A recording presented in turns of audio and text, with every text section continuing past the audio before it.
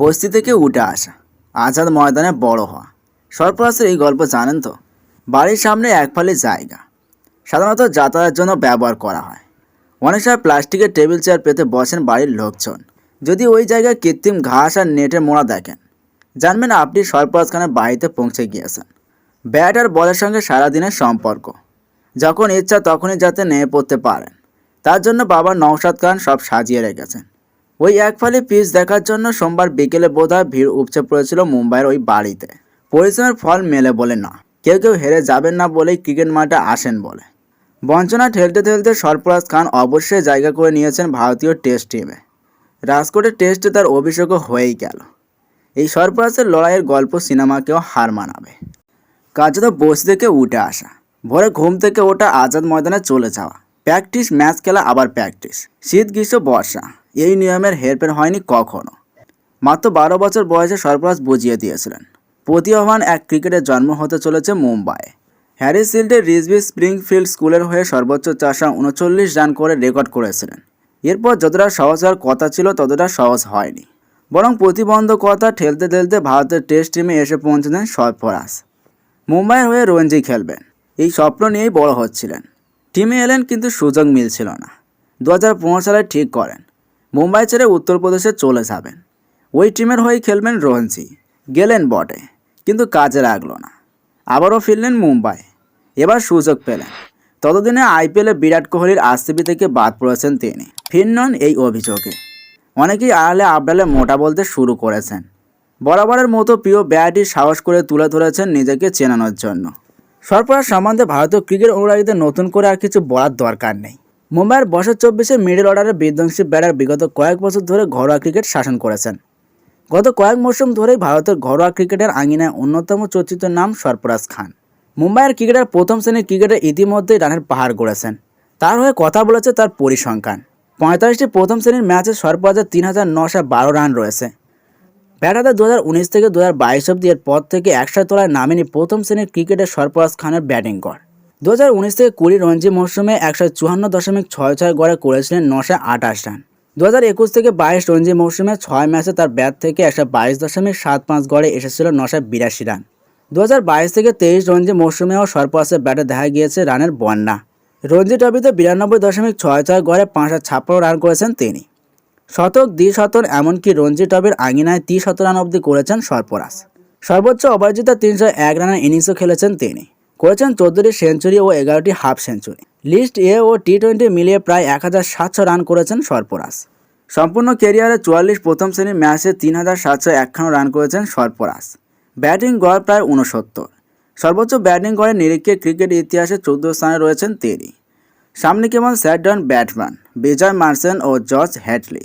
নিজেকে কিছুটা অভাগা ভেবেছিলেন মুম্বাইয়ের ক্রিকেটার সরফরাজ খান, কারণ মৌসুমের পর মৌসুম এমন রান বন্যা ছড়িয়েও ভারতের টেস্ট ক্যাপটা পড়ার সুযোগ পাচ্ছিলেন না 26 বছর বয়সী ব্যাটার। দুর্দান্ত এমন ফর্মের পরও জায়গা পাচ্ছিলেন না, তা নিয়ে এক ধরনের হতাশা তো আগেই থেকে জমেছিল। কিন্তু হতাশা আর লুকাতে পারলেন না যখন দেখলেন বর্ডার গাভাস্কার ট্রফিতে 17 জনের দলে তিনি জায়গা পেলেন না। তার জায়গায় দলে ঠাঁই হয়েছিল সূর্যকুমার যাদবের। সূর্যা জায়গা পেয়েছেন বলে যে ক্ষোভ উগড়ে দিলেন ব্যাপারটা এমন নয়। প্রকাশ্যে হতাশা বের হয়ে আসলো একটা প্রশ্নে, আর কি করতে হবে আমায়। সরফরাজকে নিয়ে এরপর থেকেই উত্তাল ভারতের ক্রিকেট পাড়া। প্রতারণা কিংবা উপেক্ষিত যেটাই হোক, সরফরাজের এমন মন খারাপের সময় পাশে দাঁড়িয়ে গেলেন তার বাবা নওশাদ খান। ধৈর্য ধরতে বললেন তার ছেলেকে। নিজের কাজটা চালিয়ে গেলে একদিন না একদিন সফলতা ধরা দেবেই, এই আপ্ত বাণীতে ছেলে সরফরাজকে শান্ত করলেন তিনি।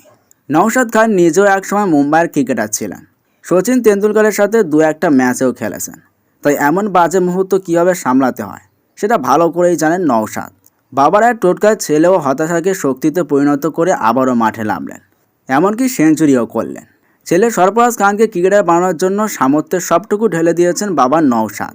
যাবি তো জীবনে হয়তো জৌলুস নেই, আভিজাত্য নেই, কিন্তু নওশাদ খান সবসময় ছেলের জন্য সময় বের করেছেন।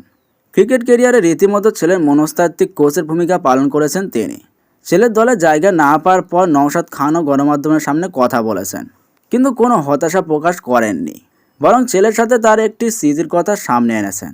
ক্রিকেট ক্যারিয়ারের শুরুর দিকে একবার বাবাকে সরফরাজ খান বলেছিল, দেখো বাবা, অর্জুন তেন্ডুলকর কত ভাগ্যবান, ওর সব আছে, গাড়ি আছে, আইপ্যাড আছে, সবই আছে। ছেলের এমন কথায় নিস্তুপ বনে যাওয়া ছাড়া উপায় ছিল না বাবা নওশাদের।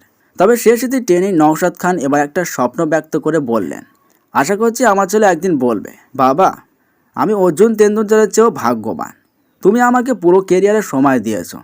তার বাবা তো ছেলেকে সেভাবে সময় দিতে পারেনি। কী করলে ভারতীয় টিমের সুযোগ পাওয়া যায়, এই প্রশ্নের উত্তর একসময় হন্য হয়ে খুঁজেছেন। সেঞ্চুরির পর সেঞ্চুরি করেছেন রঞ্জি ক্রিকেটে, ডাবল ট্রিপলও করেছেন, তাতেও ডাক পাননি। ভারতীয় দলেই যেন শেষ হয়ে যাচ্ছিল তার যাত্রা। ঠিক সেই সময়ই সরফরাজ খুঁজে পেলেন তার দিশা। অবশেষে উত্তরণ হলো ভারতীয় টিমে। মুম্বাইয়ের রঞ্জি টিমের পার্টনার সূর্যকুমার যাদব পর্যন্ত বলেছেন, এবার উৎসব শুরু হবে। উৎসবই তো চান, এতদিন যা করেছেন মুম্বাইয়ের হয়ে, দেশের হয়ে করতে চান তাই। আজ রাজকোটে যখন সরফরাজের টেস্ট ডেবিউ হলো, সেই সময় তার বাবা ও স্ত্রী মাঠেই ছিলেন। সরফরাজের ডেবিউ হতেই তার বাবাকে কাঁদতে দেখা যায়। ভাইরাল ভিডিওতে দেখা গিয়েছে, সরফরাজ যখন তাদের কাছে যান তখন স্ত্রীর কান্না মুছিয়ে দেন। তার বাবা কাঁদতে কাঁদতে জড়িয়ে ধরেন সরফরাজকে।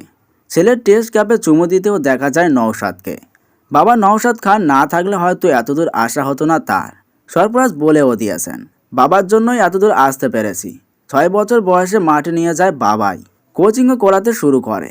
অনেক সময় মনে হয়েছে আর এগোতে পারবো না, কিন্তু বাবা আমার মোটিভেটেড করে মাঠে ফিরিয়েছে। একটা সময় বাবা ক্রিকেট কোচিং করত, একসময় কোচিং ছেড়ে শুধু 2 ছেলেকেই কোচিং করানো শুরু করেন। বাবার অবদান ভুলতে পারবো না। এতদিনের অপেক্ষার ফল আজ পেলেন সরফরাজ। এবার দেখার তিনি বেন স্টোকসদের বিরুদ্ধে তৃতীয় টেস্টে কেমন পারফর্ম করেন।